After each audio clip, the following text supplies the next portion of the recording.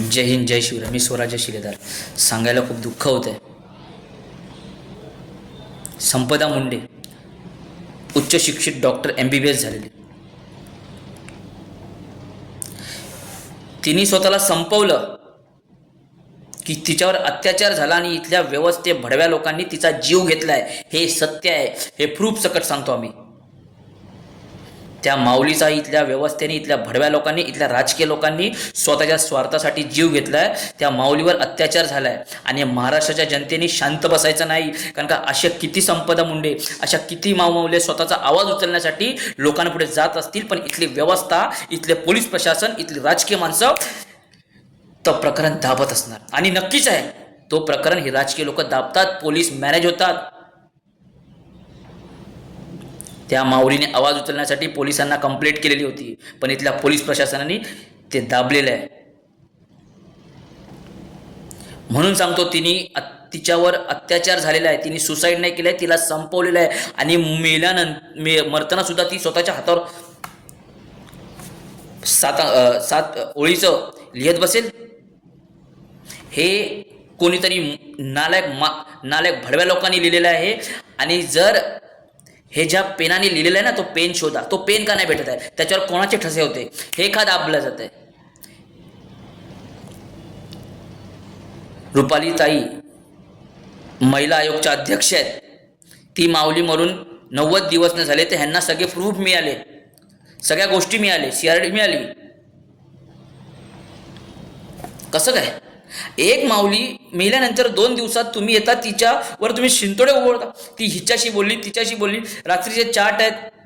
मेल्यानंतर सुद्धा तुम्ही तिच्या कॅरेक्टरवर बोलताय. एक तुम्ही महिला आहात, तुम्ही महिला आयोगाच्या अध्यक्षात. पहिलं तुमचं काम आहे, कर्तव्य आहे की ज्या कुटुंबात दुःख झालंय त्या माऊलीच्या घरात जा. तिच्या आईवडिलांना काय दुःख झालं, ऊस तोड कामगारांची मुलगी, तिने कसं आपल्या मुलाला शिकवलेलं, आपल्या लेकीला शिकवलेलं आणि डॉक्टर बनवलंय, उच्च पदावर बसवलेलं आहे, आणि इथल्या व्यवस्थेने तिचा जीव घेतलाय. याच्यात पोलीस प्रशासन सुद्धा, याच्यात राजकीय लोक सुद्धा आहेत. पण तुमच्याकडे अजून प्रूफ मिळाले पण नाही. रुपालीताईंनी तुम्ही लगेच प्रेस कॉन्फरन्स घेता आणि त्या माऊलीच्या अंगावर शिंतोडे उडवता. ती ह्याच्याशी बोलत होती, त्याच्याशी बोलत होती, सगळे प्रूफ दाखवले जात आहेत. 2 वाजता ती या हॉटेलला होती, पण अत्याचार का झाला ह्याच्या माहिती आहेत का तुम्हाला? डायरेक्ट तिच्यावर शिंतोडे, हे चुकीचं आहे. एक महिला म्हणून तुम्ही त्या पदावर बसतात आणि तुम्हाला त्या पदाप्रमाणे काम करायला पाहिजे, कुठल्या पक्षाप्रमाणे नाही.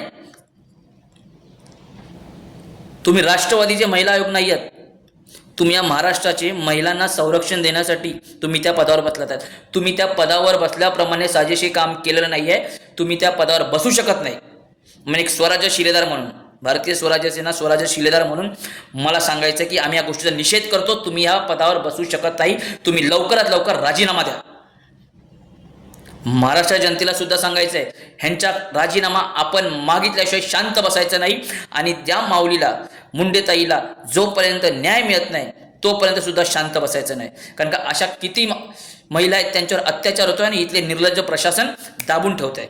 जागृत हो.